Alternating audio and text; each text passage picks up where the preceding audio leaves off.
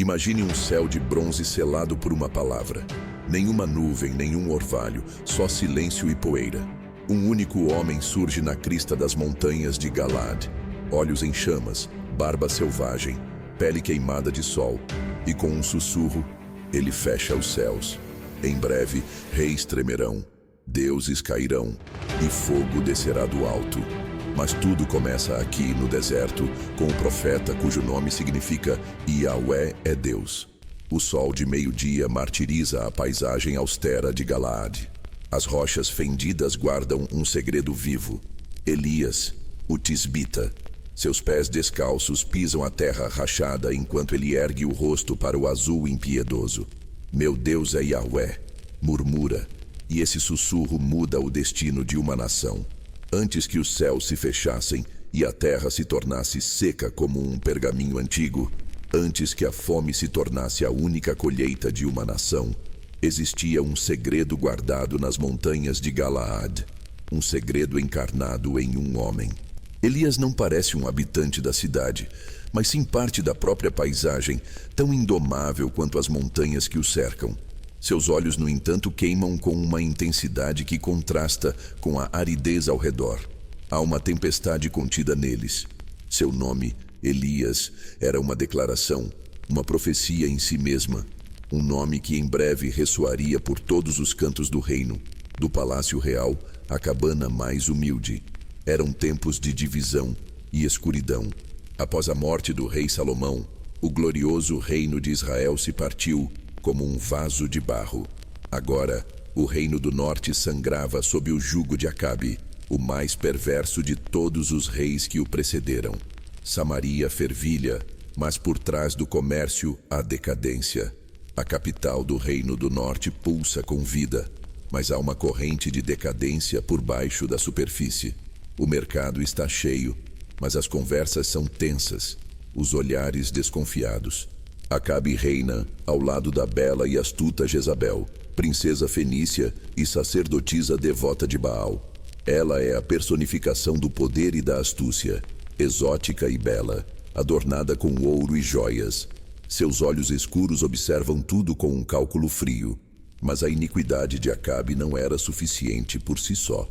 Sob a influência sinistra desta mulher, a apostasia se espalhou como uma praga. Altares ao deus pagão surgiam como ervas daninhas por toda a terra.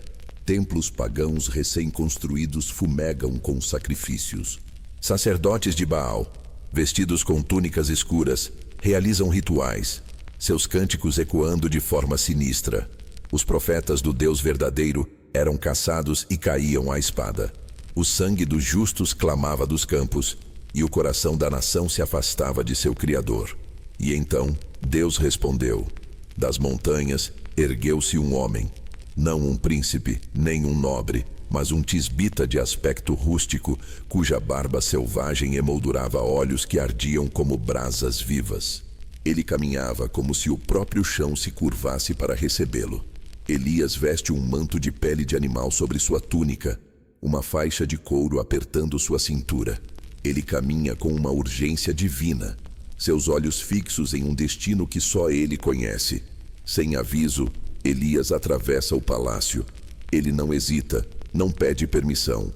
Sua presença é uma força da natureza. Os guardas do palácio, homens enormes em armaduras reluzentes de bronze, ficam paralisados ao vê-lo passar. Eles o observam, uma mistura de espanto e medo em seus rostos, como se uma força invisível os impedisse de agir. Elias caminha pelo corredor de pedra, suas sandálias fazendo um som ecoante no chão polido. As paredes são adornadas com tapeçarias e pinturas que celebram as vitórias de Acabe e os deuses fenícios. Ele chega ao grande salão do trono. Acabe está sentado em seu trono de marfim e ouro, Jezabel ao seu lado. A corte está reunida. A chegada súbita e não anunciada de Elias silencia o salão. Acabe se endireita, surpreso e indignado com a audácia do intruso. Quem ousa entrar em minha presença sem ser chamado? Grita o rei com desprezo. Elias ignora a pergunta. Ele para diante do trono. Ele não se curva, ele não mostra medo. Ele olha diretamente para o rei. Sua voz é como o som de pedras se quebrando, cheia da autoridade do deserto e do próprio Deus. Tão certo como vive o Senhor, o Deus de Israel a quem sirvo, não haverá orvalho nem chuva nos próximos anos, exceto pela minha palavra. Um silêncio chocado cai sobre o salão. Jezabel olha para Elias com puro ódio. Acabe está boquiaberto, a arrogância drenada de seu rosto, substituída por um espanto temeroso. Não houve tempo para réplica. Elias se vira e sai do salão com a mesma rapidez e propósito com que entrou. Do lado de fora, as poucas nuvens no céu começam a se dissipar, deixando para trás um céu de um azul ofuscante e impiedoso. Abaixo, no pátio, Acabe permanece em seu trono, atônito, incapaz de ordenar a captura daquele homem insolente. A semente da seca havia sido plantada. O homem que acabara de desafiar um reino inteiro agora obedecia como uma criança. Elias caminha sozinho pelo deserto. A terra sob seus pés já está rachada e seca. O sol é implacável. Ele para e olha para o céu. A voz de Deus ressoa como um trovão e um sussurro. Saia daqui, vá para o leste e esconda-se junto ao ribeiro de Querite, a leste do Jordão. Elias, sem hesitar, retoma sua caminhada em direção ao leste. Ele se encaminhou para o deserto, para o lugar que Deus havia preparado. Seu ministério apenas começava e já sacudia os alicerces do poder terreno. Elias chega ao ribeiro de Querite. É um oásis escondido, um fio de água cristalina correndo entre as rochas. Ele se ajoelha e bebe a água com as mãos em concha, um alívio visível em seu rosto. Enquanto a seca começava a castigar a terra de Israel, Elias encontrou seu refúgio. Ali, ele estabeleceu sua morada provisória. De repente, o som de asas batendo. Um bando de corvos, aves de plumagem negra como obsidiana, surge no céu. Eles voam diretamente para Elias. Ele os observa sem surpresa, mas com reverência. Um por um, os corvos pousam perto dele, depositando em uma rocha lisa pedaços de pão e carne. E o milagre acontecia. Todas as manhãs e todas as tardes, os mensageiros alados de Deus cumpriam sua ordem. Aves consideradas impuras pela lei mosaica se tornaram os instrumentos da provisão divina. O Deus que fechava os céus para punir um rei idólatra abria sua mão para sustentar seu servo fiel. Elias pega um pedaço de pão, olha para o céu em silenciosa gratidão e começa a comer. Os corvos levantam voo, desaparecendo no horizonte. Elias está sozinho, mas não desamparado, no coração do deserto que ele mesmo convocou. O profeta do fogo havia lançado sua primeira palavra e os céus obedeceram. Mas esta era apenas a abertura de uma sinfonia divina que abalaria tronos e transformaria corações. O tempo passou. O que antes era um riacho de águas cristalinas é agora um leito de rio seco e rachado. As pedras, antes submersas, estão expostas e branqueadas pelo sol. O próprio oásis sucumbiu à seca que assola a nação. Elias, agora mais magro e com o rosto curtido pelo sol implacável, está sentado em uma rocha. Ele olha para o leito seco, depois para o céu de bronze. Não há sinal de desespero em seu rosto, apenas uma paciência vigilante. Ele sabe que a provisão divina não o abandonou, apenas mudou de forma. Ele aguarda a próxima instrução. E assim, o ribeiro secou. A seca que Elias havia profetizado agora o alcançava. Mas a fé do profeta não era alimentada pela abundância, mas pela obediência. Ele esperou, pois sabia que o mesmo Deus que comanda os corvos também comanda os caminhos dos homens. Então, ele ouve a voz: levanta-te, vai a Sarepta, que pertence a Sidom, e habita ali. Eis que ordenei a uma viúva daquele lugar que te sustente. Elias se levanta. Seus movimentos são deliberados. Ele pega seu cajado, ajusta seu manto e começa a caminhar, deixando para trás o refúgio que agora não oferece mais vida. Sarepta, território pagão, a própria terra natal de Jezabel, a rainha que jurou exterminar os profetas de Yahvé. Que propósito teria Deus em enviá-lo justamente para lá? A ironia era cruel e perfeita. O profeta que fechara os céus de Israel seria sustentado em terra inimiga. A jornada foi longa e árdua. Elias chega aos portões de Sarepta, uma cidade costeira fenícia. Mesmo aqui, os sinais da fome são evidentes. Pessoas magras, com olhares vazios, movem-se lentamente. Os poços estão cercados por multidões ansiosas. Perto do portão, Elias avista uma mulher, a viúva de Sarepta. Ela é magra, seu rosto marcado pela dificuldade, mas seus olhos ainda mantêm uma centelha de dignidade. Suas roupas são gastas. Ela está curvada, recolhendo pequenos gravetos um a um, com esforço. Elias a observa por um momento. Seu espírito confirma: é ela. Por favor, traze-me um pouco de água num cântaro para que eu beba, pede Elias com a voz seca pela jornada. A viúva, sem questionar, assente com a cabeça e começa a se virar para ir buscar a água. Sua generosidade, mesmo na miséria, é palpável. E traze-me também um pedaço de pão, acrescenta Elias, antes que ela se afaste. A viúva para. Ela se vira para ele, e pela primeira vez, a dor em seu rosto é claramente visível. Seus olhos se enchem de lágrimas. Tão certo como vive o Senhor, teu Deus, não tenho pão, só tenho um punhado de farinha numa vasilha e um pouco de azeite numa botija. Ela ergue os poucos gravetos em sua mão. Estou recolhendo estes 2 pedaços de lenha para levar para casa e preparar uma última refeição para mim e para o meu filho, para que comamos e depois morramos. Suas palavras pairam no ar pesado e poeirento. É a confissão de uma esperança que se esgotou. Elias a encara, seus olhos cheios não de pena, mas de uma autoridade calma e poderosa. Não tenhas medo, vai e faz como disseste. Mas primeiro, faz para mim um pequeno bolo e trazemo. Depois, farás para ti e para o teu filho. A mulher o olha, incrédula. O pedido é absurdo, pois assim diz o Senhor, o Deus de Israel: a farinha da vasilha não se acabará, e o azeite da botija não faltará, até o dia em que o Senhor fizer chover sobre a terra. A viúva olha para o profeta, depois para o céu sem nuvens, depois para os gravetos em sua mão. Em um ato de fé que desafia toda a lógica, ela assente. A casa da viúva é pequena e humilde, com paredes de barro. Ela pega sua pequena vasilha de farinha. Para sua surpresa, há o suficiente para o bolo de Elias. Os dias se transformam em semanas, e as semanas em meses. A viúva, todas as manhãs, vai até a vasilha de farinha e a encontra com o suficiente para o dia.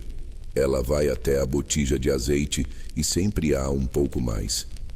Ela, seu filho e Elias comem juntos. O menino, antes magro, começa a ganhar peso, um sorriso em seu rosto. A amizade e o respeito crescem entre a viúva e o profeta. E a palavra do Senhor, proferida por Elias, se cumpriu. A farinha não se acabou e o azeite não faltou. Em meio à fome e à desolação, em pleno território inimigo, a provisão de Deus era um testemunho silencioso e diário. Mas então, a tragédia acontece. O filho da viúva, agora um menino saudável, adoece repentinamente. Ele está deitado em uma esteira, com febre alta. A mãe cuida dele com desespero. A doença progride rapidamente. O menino para de respirar. Seu corpo fica imóvel. A viúva solta um grito de angústia que ecoa pela pequena casa. Ela pega o corpo sem vida de seu filho nos braços e o embala, o rosto contorcido de dor. Ela se levanta e confronta Elias, que observa a cena com profunda tristeza. O que te fiz, homem de Deus? Vieste a mim para trazer à memória o meu pecado e para matar o meu filho? O lamento de uma mãe se transforma em uma acusação amarga. Elias a encara. Seu rosto é uma máscara de compaixão. Ele estende os braços. Dá-me o teu filho. Ele pega o corpo inerte do menino dos braços dela e o leva para o pequeno quarto superior, onde ele se hospedava. A sala está iluminada apenas por uma lamparina a óleo. Elias coloca o menino em sua própria cama. Ele se ajoelha ao lado do leito e clama a Deus, não com formalidade, mas com uma agonia crua. Ó Senhor, meu Deus, trouxeste também desgraça sobre esta viúva, com quem me hospedo, fazendo morrer o seu filho. Ele então se deita sobre o menino, corpo sobre corpo, boca sobre boca. Uma vez, 2 vezes. Na terceira vez, ele ora com fervor. Ó Senhor, meu Deus, rogo-te que a vida deste menino volte a ele. Ele se afasta. Um silêncio tenso preenche o quarto. De repente, o menino ofega, um sopro de vida enchendo seus pulmões. Seus olhos se abrem. A cor volta ao seu rosto. Elias o pega nos braços, uma lágrima escorrendo por sua barba. Elias desce as escadas com o menino vivo em seus braços. Ele o entrega à sua mãe. A viúva olha para seu filho, toca seu rosto, sente seu coração bater. Seu choro de luto se transforma em soluços de alegria e espanto. Ela olha para Elias, seus olhos agora cheios de uma reverência avassaladora. Agora, por isto, sei que tu és um homem de Deus e que a palavra do Senhor na tua boca é a verdade. Elias a observa com um leve aceno de cabeça. A fé da mulher pagã foi testada e provada, e o poder de Yahweh foi magnificado. Mas o confronto final ainda estava por vir. Nas montanhas de Israel, um rei desesperado procurava pasto para seus últimos animais, sem saber que em breve enfrentaria o profeta que desaparecera como fumaça 3 anos antes. A seca continuava, mas o tempo do julgamento final se aproximava como uma tempestade no horizonte. 3 anos se passaram. A terra de Israel está devastada. O que antes eram campos férteis agora são extensões de poeira e solo rachado. O gado está magro e os poços vazios. A fome é uma presença constante e opressora. Nas montanhas de Samaria, o desespero se instalou como uma segunda natureza. Famílias inteiras abandonaram suas casas em busca de qualquer fonte de água. Crianças choram por comida que não existe. A profecia de Elias se cumpriu com uma precisão terrível. No palácio, a situação é desesperadora. Acabe, agora mais magro, com o rosto vincado de preocupação, está com Obadias, seu fiel administrador. Os estábulos estão quase vazios. Os poucos cavalos e mulas que restam são pele e osso, fantasmas dos animais majestosos que um dia foram. A fome é severa na terra, diz Acabe, sua voz tensa como uma corda, prestes a se romper. Temos que encontrar pasto, ou todos os nossos animais morrerão. A decisão é tomada. Eles dividirão a terra, cada um seguindo um caminho diferente, percorrendo todas as fontes e vales em uma busca desesperada por qualquer vestígio de vida verde. É a última esperança de um reino agonizante. Obadias caminha pela paisagem desolada quando, de repente, uma figura surge à sua frente, como se tivesse se materializado do próprio ar quente. É Elias. O homem que desapareceu como fumaça 3 anos antes, agora está diante dele, real como a pedra sob seus pés. Obadias para, petrificado. O medo e a reverência se misturam em seus olhos. Ele se prostra com o rosto em terra. És tu, meu senhor Elias? Sou eu, responde Elias com calma, mas com uma autoridade inquestionável. Vai e dize ao teu senhor, Elias está aqui. O terror toma conta de Obadias. Ele conhece a fúria de Acabe, sabe que o rei tem procurado Elias em cada reino, em cada nação. Que pecado cometi eu para que entregues o teu servo nas mãos de Acabe, para que ele me mate? O pânico está em sua voz. Se eu te anunciar e o Espírito do Senhor te levar para onde eu não sei, quando Acabe vier e não te encontrar, ele me matará. Elias o encara com firmeza. Tão certo como vive o Senhor dos Exércitos, a quem sirvo, hoje me apresentarei a Acabe. A certeza na voz de Elias acalma Obadias. Ele assente e parte para encontrar o rei. Acabe, em sua busca por pasto, vê Obadias se aproximando apressadamente. Logo depois ele avista Elias. A expressão de Acabe se endurece, uma mistura de raiva e medo. És tu, perturbador de Israel, grita o rei com a voz cheia de veneno. Elias se aproxima, sem vacilar. A poeira se levanta a cada passo seu. Não sou eu quem tem perturbado a Israel, responde Elias, mas tu e a casa de teu pai, por haverdes abandonado os mandamentos do Senhor e seguido os Baalins. E então, Elias lança o desafio que mudará tudo. Reúne todo Israel e os 450 profetas de Baal no Monte Carmelo. O Deus que responder com fogo, esse é Deus. No Monte Carmelo, uma vasta multidão se reúne. Homens, mulheres, crianças, todos com rostos magros e roupas empoeiradas, os olhos cheios de uma mistura de esperança e ceticismo. De um lado estão os 450 profetas de Baal em mantos coloridos, uma exibição de poder pagão. Do outro está Elias, sozinho, seu manto de pele uma visão austera contra a pompa dos outros. Elias caminha para o centro da assembleia. Sua voz ecoa pela montanha. Até quando cocheareis entre dois pensamentos? Se o Senhor é Deus, segui-o, e se Baal, segui-o. O silêncio é sua resposta. A acusação de Elias paira sobre eles como uma nuvem de tempestade. As regras são estabelecidas. 2 bezerros, 2 altares, 2 deuses, mas apenas um pode ser verdadeiro. O Deus que responder com fogo, esse é o Deus verdadeiro, declara Elias. O povo responde em uníssono, é uma boa proposta. Desde o amanhecer, os profetas de Baal dançam. Eles gritam, saltam, cortam-se com espadas e lanças. O sangue escorre, mas o altar permanece frio. Ao meio-dia, Elias começa a zombar. Gritem mais alto. Certamente ele é um deus. Talvez esteja meditando, ou ocupado, ou em viagem. Talvez durma e precise ser despertado. Desesperados, os profetas intensificam seus rituais selvagens. Seus movimentos se tornam um espetáculo macabro de devoção infrutífera. O sol começa a descer. O tempo da oferta da tarde se aproxima. O altar de Baal permanece frio e silencioso. O fracasso deles é total e humilhante. Então chega a vez de Elias. Com movimentos deliberados, ele pega 12 pedras e reconstrói o altar do Senhor. Ele cava uma vala ao redor, arruma a lenha, corta o bezerro. E então ele dá uma ordem surpreendente. Enchei 4 cântaros de água e derramai-os sobre o holocausto. O povo, incrédulo com o desperdício do recurso mais precioso, obedece. 1 vez, 2 vezes, 3 vezes. A água encharca tudo, escorre pelo altar e enche a vala. A hora do sacrifício da tarde chega.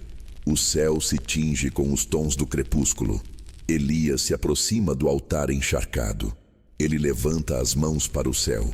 Sua oração não é um grito frenético, mas uma declaração de fé calma e poderosa.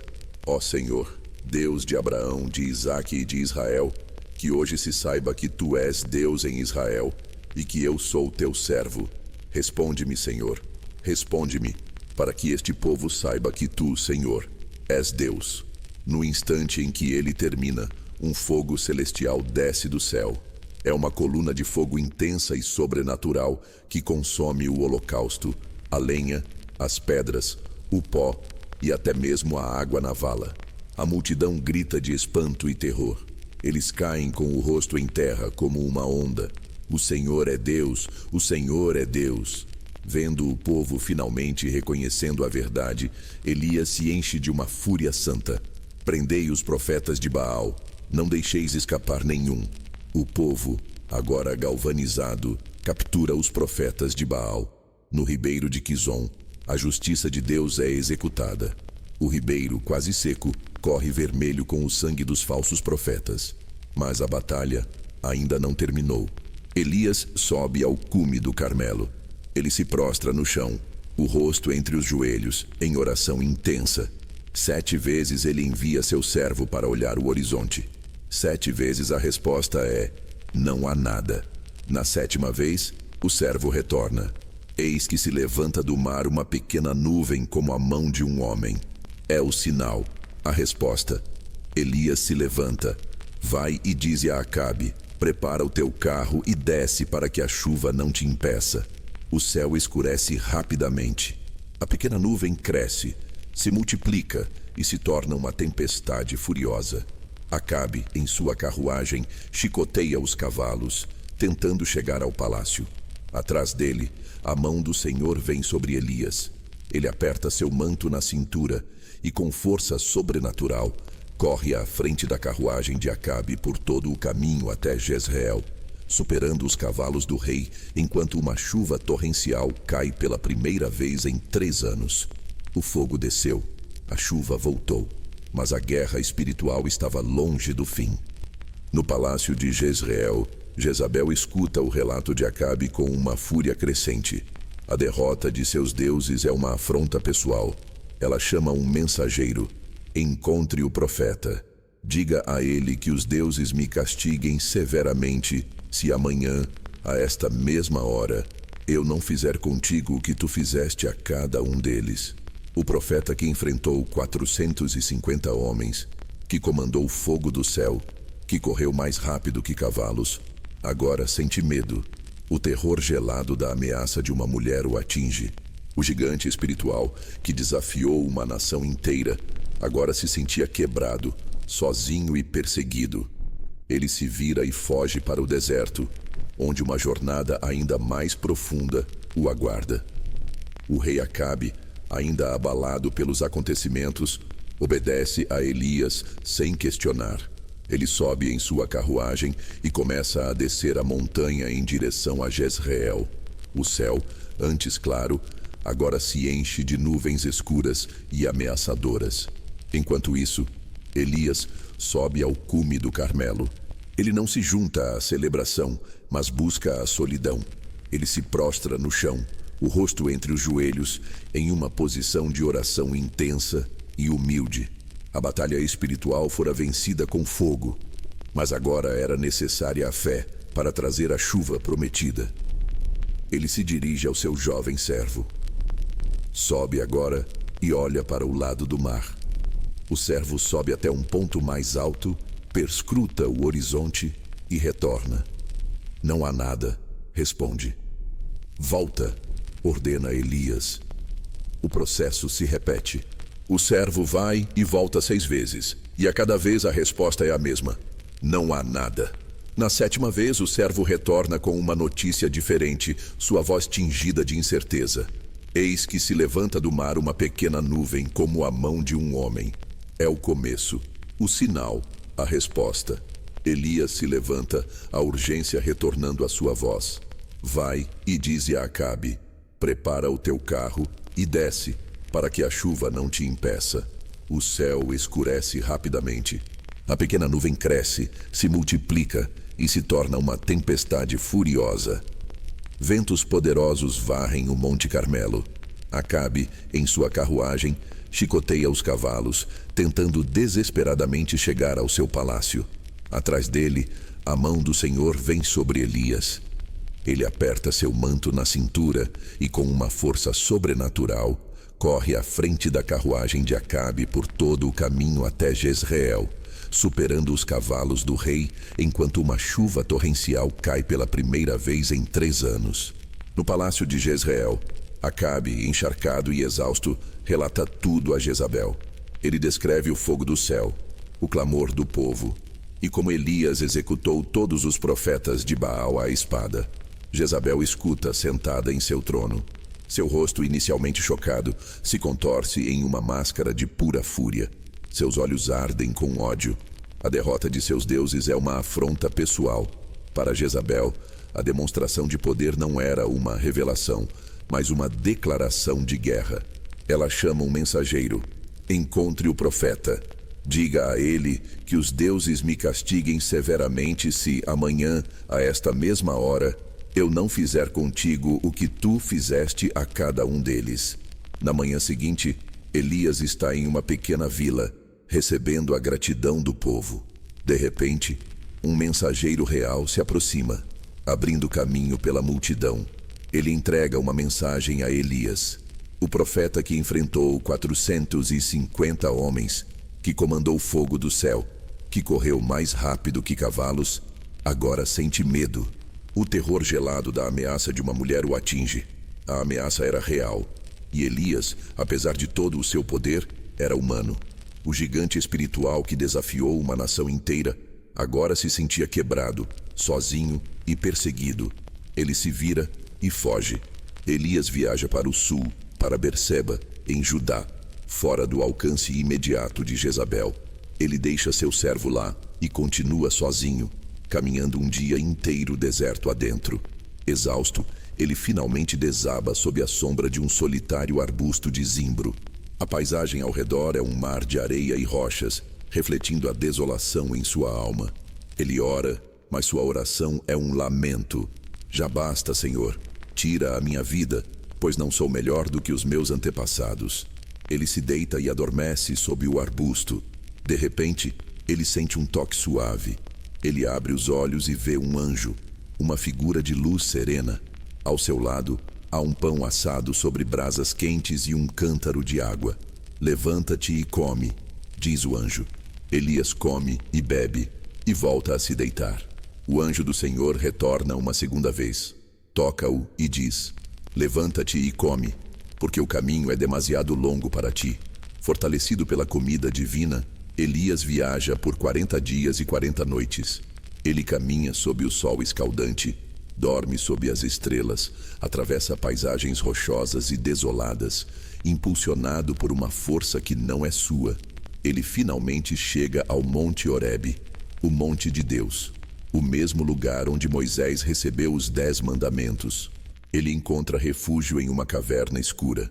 Na caverna, a palavra do Senhor vem a ele: o que fazes aqui, Elias?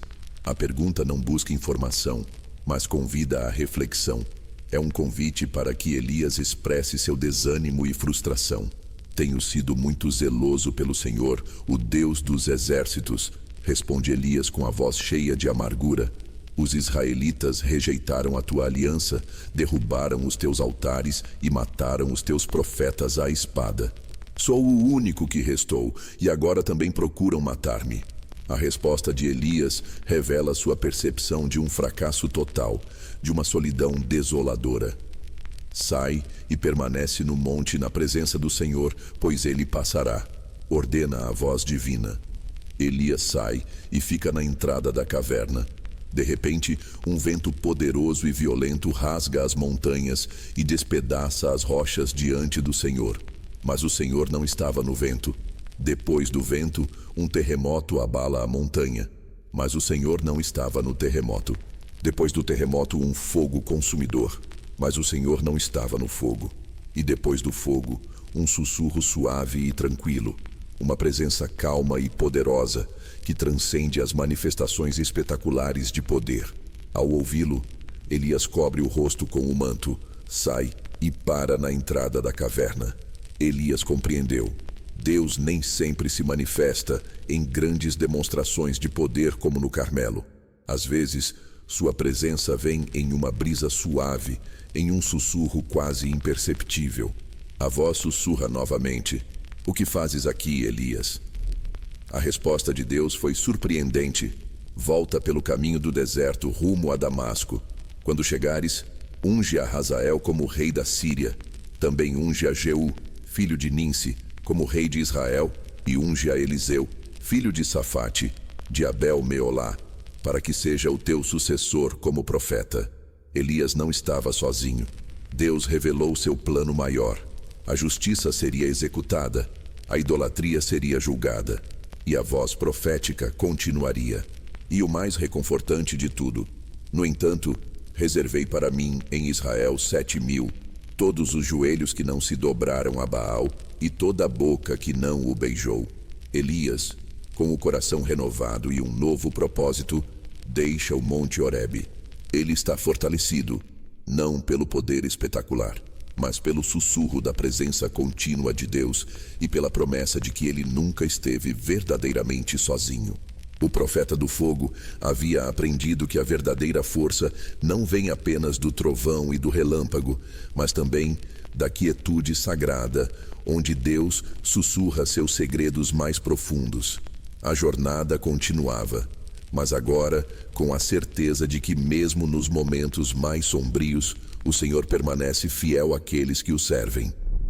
Elias, com o coração renovado e um novo propósito, Deixa o Monte Horebe.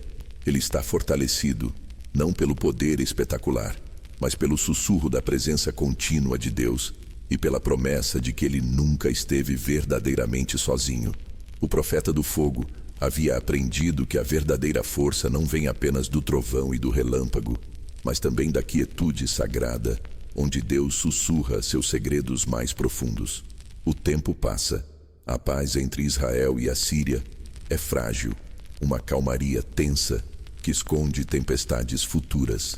O foco da narrativa se volta para a vida doméstica do rei Acabe, onde a ganância e a corrupção encontrarão seu ápice mais sombrio. Ao lado de seu opulento palácio de inverno em Jezreel, há uma vinha exuberante que desperta a cobiça real. Fileiras de videiras verdes e pesadas de uvas escuras se estendem sob o sol dourado. Esta vinha pertence a Nabote, um homem simples e íntegro de Jezreel, cujas raízes na terra são tão profundas quanto sua fé. Acabe caminha pela beira da vinha, seus olhos cheios de cobiça. Ele olha para o seu palácio e, em seguida, para a terra fértil ao lado. A proximidade da propriedade desperta nele um desejo obsessivo.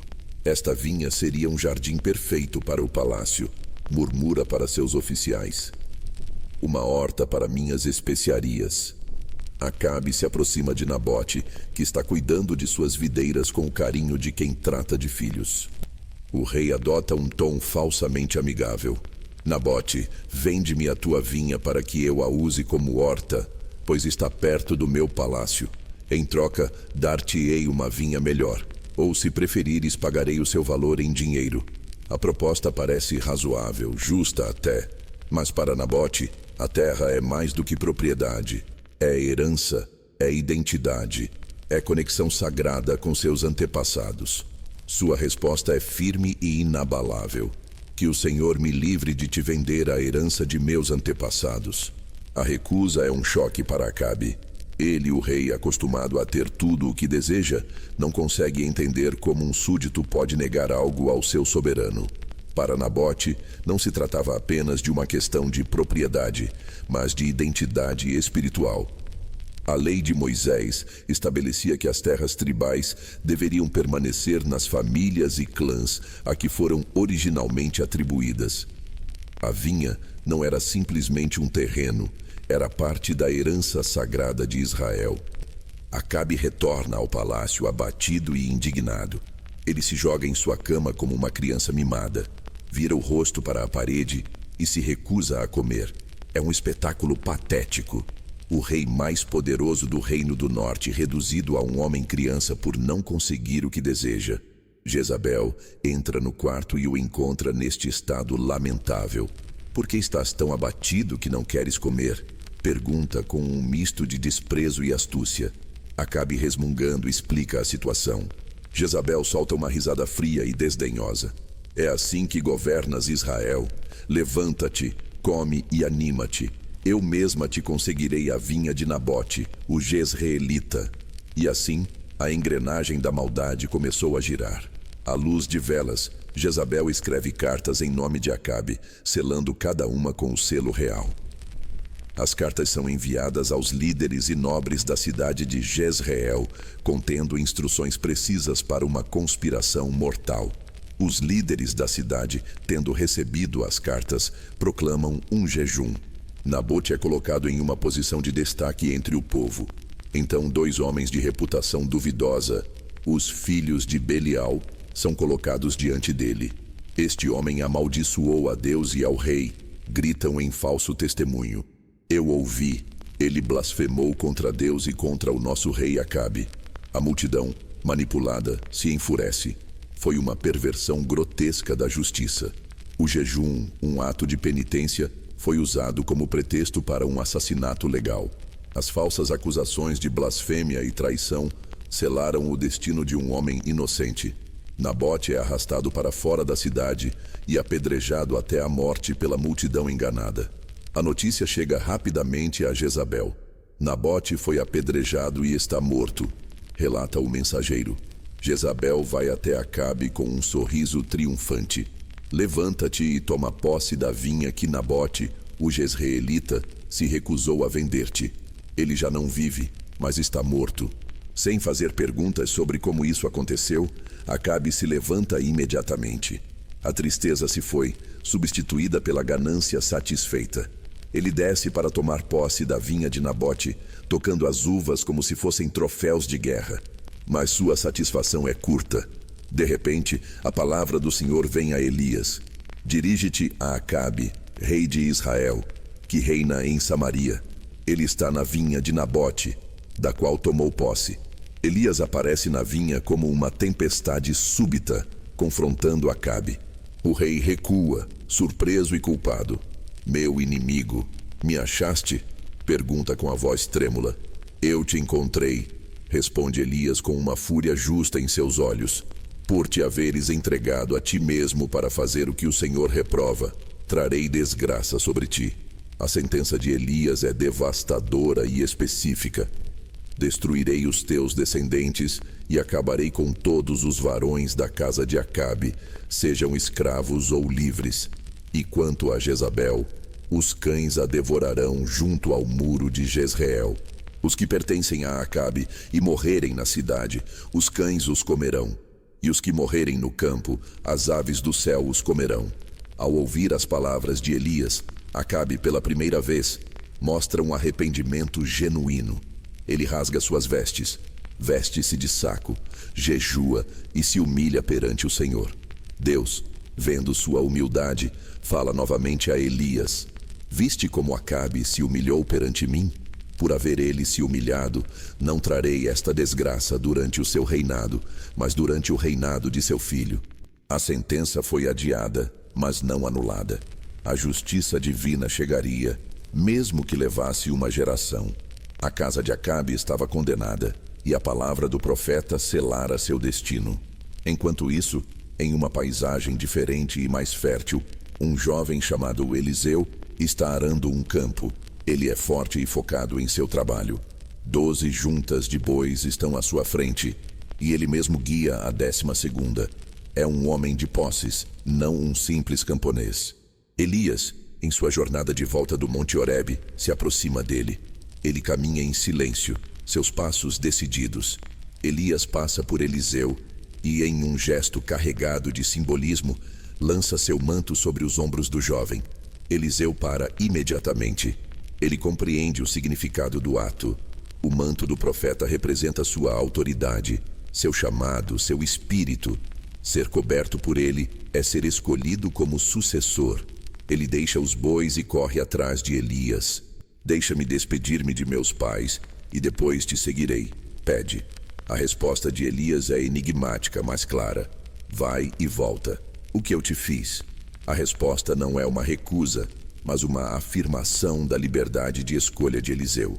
O chamado foi feito, mas a decisão final é sua. Deus não obriga ninguém a servi-lo. Eliseu retorna e não hesita. Ele pega a junta de bois com a qual estava arando e a sacrifica. Ele usa a madeira do arado para acender o fogo e cozinhar a carne, distribuindo-a entre sua gente. É um banquete de despedida, um ato radical que corta todos os laços com sua vida anterior. Não haveria retorno à agricultura. O chamado profético seria agora sua única ocupação. Anos se passaram. Elias, agora mais velho, caminha com Eliseu às margens do rio Jordão. Eles não estão sozinhos. Um grupo de 50 profetas os observa à distância, pressentindo que algo extraordinário está prestes a acontecer. Elias pega seu manto, o mesmo que lançou sobre Eliseu anos antes. Ele o enrola e golpeia as águas. Milagrosamente as águas se dividem. Um caminho seco se abre no meio do rio. Elias e Eliseu atravessam em terra seca. Do outro lado, Elias se vira para seu discípulo. Pede o que queres que eu te faça, antes que seja levado de ti. Eliseu responde com fervor. Peço-te que haja porção dobrada do teu espírito sobre mim. Elias, com um olhar sábio, responde. Coisa difícil pediste. No entanto, se me vires quando for levado de ti, assim será. De repente, o céu se ilumina. Uma carruagem de fogo puxada por cavalos de fogo aparece e o separa. Elias é levado para o céu em um redemoinho de vento e fogo. Eliseu observa atônito e reverente, gritando: meu pai, carros de Israel e seus cavaleiros. Com o coração partido, Eliseu rasga suas próprias vestes. Mas no chão, ele vê o manto de Elias, o manto que havia caído. Ele o pega. O espírito do mestre agora repousa sobre o discípulo. Eliseu volta para as margens do Jordão e golpeia as águas com o manto de Elias. Onde está o Senhor, o Deus de Elias? As águas se dividem novamente. Eliseu atravessa em terra seca. Os profetas que o observavam à distância veem o milagre e se prostram diante dele. O espírito de Elias repousa sobre Eliseu. Assim foi o fim de Elias na terra, mas não o fim de seu legado. Sua vida foi um testemunho de que um único homem, cheio do Espírito de Deus, pode confrontar reis, derrubar ídolos e mudar o curso de uma nação. E seu espírito, a porção dobrada de coragem, fé e poder, continuaria a arder em Eliseu, garantindo que a palavra do Senhor jamais seria silenciada. Elias, o profeta do fogo, foi levado, mas sua chama nunca se apagou.